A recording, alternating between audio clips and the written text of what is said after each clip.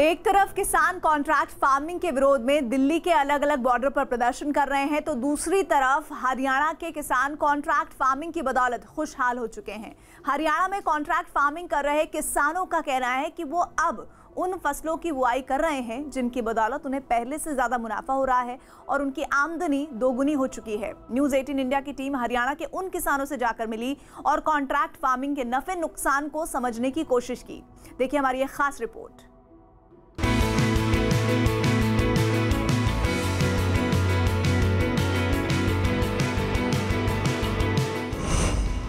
Contract farming के फायदे जब से लेके अब तक फायदा ही फायदा है इससे। तो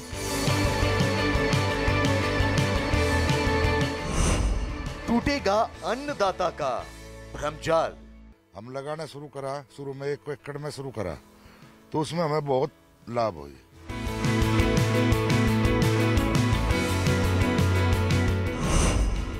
खुशहाल होंगे किसान। इसकी खेती 3 वजह से इतना फायदा है। इसको इसके गाय भैंस जिसका जो चारा वो खा सकती है, इसका चारा जितना है सब बिक सकता है।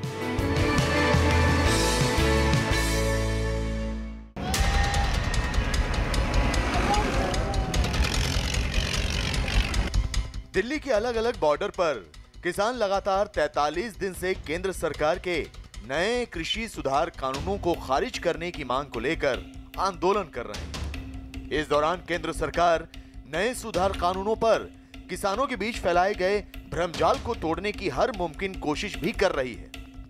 जहां एक तरफ किसानों को कॉन्ट्रैक्ट फार्मिंग को लेकर भ्रम है, तो वहीं हरियाणा के सोनीपत के किसान कॉन्ट्रैक्ट फार्मिंग के जरिए अपनी आमदनी दोगुनी कर चुके हैं।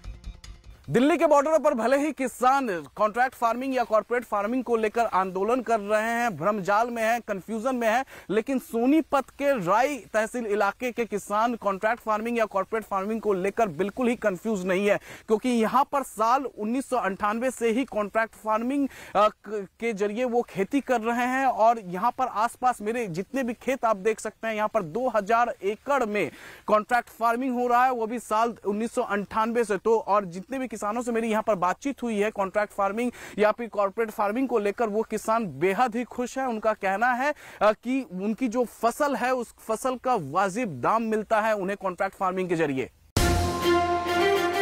हरियाणा के सोनीपत में कॉन्ट्रैक्ट फार्मिंग के जरिए किसान अपनी जिंदगी खुशहाल बना चुके हैं। लिहाजा न्यूज़ 18 इंडिया की टीम ने ग्राउंड जीरो पर जाकर सीधे उन किसानों से ये जानने और समझने की कोशिश की कि कॉन्ट्रैक्ट फार्मिंग से उन्हें क्या फायदा हो रहा है। सबसे पहले हमारी मुलाकात हुई अटेरना गांव के दिनेश से। दिनेश उस वक्त अपने खेत में ही काम कर रहे थे। दिनेश ने हमें बताया कि वो अपनी 10 एकड़ की जमीन पर बेबी कॉर्न की खेती करते हैं। इससे पहले वो धान और गेहूं की खेती करते थे, लेकिन अब बेबी कॉर्न की खेती में होने वाले ज्यादा मुनाफे की वजह से वो सिर्फ बेबी कॉर्न की खेती ही कर रहे हैं। हाँ जी, हम तो बेबी कॉर्न की खेती करते चले आए हैं, अब तक 15-20 साल से अब तक कर ही रहे हैं। और जब से लेके अब तक फायदा ही फायदा है इससे। तो इसके जो न्यार है, ये हरा चारा ये भी बिकता है बहुत बढ़िया, और ये बेबी कॉर्न तो बहुत ही बढ़िया बिकता है।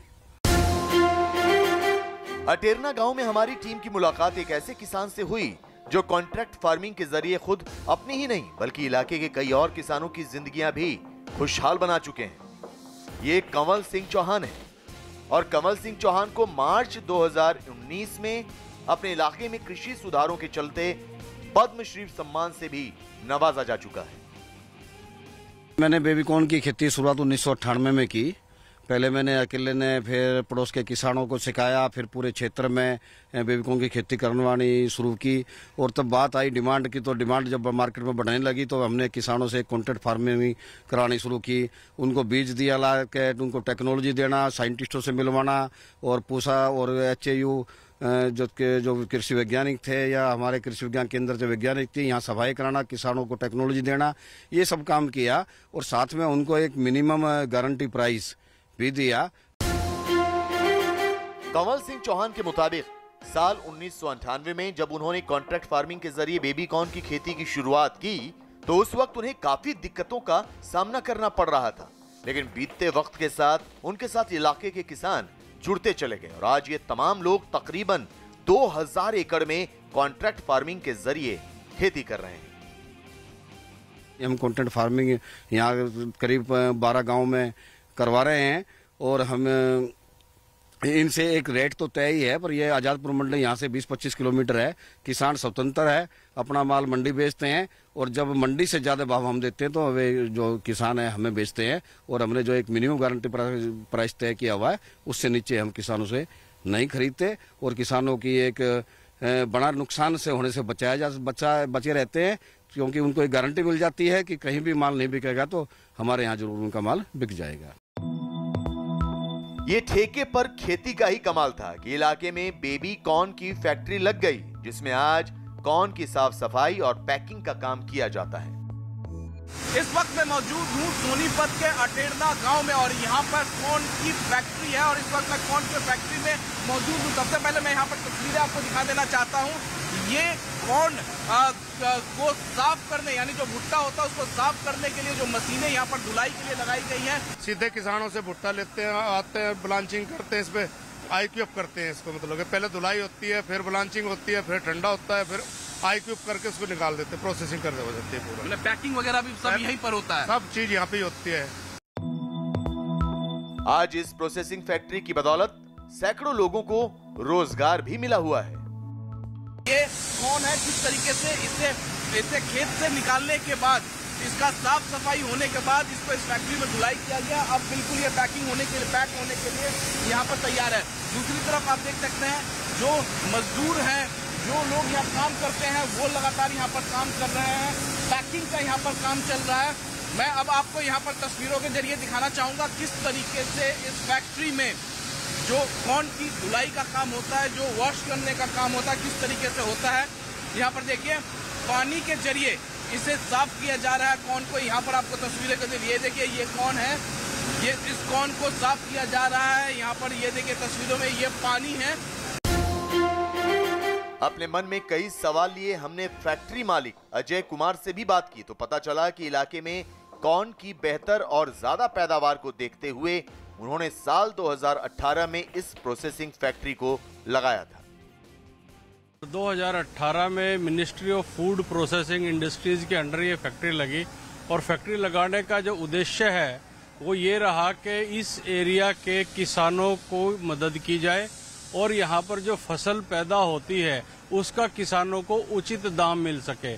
कई बार ऐसा हमने यह पाया कि किसान यहाँ फसल उगाते हैं और वह मंडी में ठीक से बिक नहीं पाती है, तो उसके लिए हमने इस एरिया के किसानों की मदद के लिए फैक्ट्री लगाई और हम अभी तकरीबन 2 से 2,500 एकड़ पर कॉन्ट्रैक्ट फार्मिंग करा रहे हैं। इसके बाद हमारी टीम ने रुख किया मुड़ौली गांव की तरफ, जहां हमारी मुलाकात हुई एक और किसान सोनू से। सोनू भी अपनी खेत में बेबी कॉर्न की ही खेती करते हैं। सोनू का कहना है कि बेबी कॉर्न की खेती की बदौलत उन्हें काफी मुनाफा मिल रहा है। फायदा इतना है, अब गेहूं की खेती है क्या है 1-2 बेर हो जा सकती है, इसकी खेती 3 बेर, इससे इतना फायदा है। इसको इसके गाय भैंस जिसका जो चारा वो खा सकती है, इसका चारा जितना है सब बिक सकता है। हरियाणा के अलग अलग गांवों के कॉन्ट्रैक्ट फार्मिंग करने वाले किसानों के मुताबिक कॉन्ट्रैक्ट फार्मिंग से किसानों को फायदा हो रहा है। इसके अलावा उनकी खेती भी सुधरी है। कॉन्ट्रैक्ट फार्मिंग की बदौलत उन्हें फसल के बेहतर दाम मिले, लिहाजा वो पिछले 22 साल से कॉन्ट्रैक्ट फार्मिंग कर रहे हैं। कॉन्ट्रैक्ट फार्मिंग की वजह से बाजार भाव में उतार चढ़ाव के जोखिम से किसान मुक्त हो गए हैं। उनकी फसल की क्वालिटी में सुधार हुआ है। सरकार भी दिल्ली बॉर्डर पर नए कृषि कानूनों की मुखालफत कर रहे किसानों के बीच कॉन्ट्रैक्ट फार्मिंग को लेकर जो भ्रम फैलाया गया है उसे तोड़ने की कोशिश कर रही है। केंद्र सरकार का कहना है कि नए कृषि कानून अन्नदाता की बेहतरी के लिए ही बनाए गए हैं ताकि देश के किसान खुशहाल जिंदगी जी सके, क्योंकि जब अन्नदाता खुशहाल होगा तभी देश भी खुशहाली के रास्ते पर बढ़ेगा।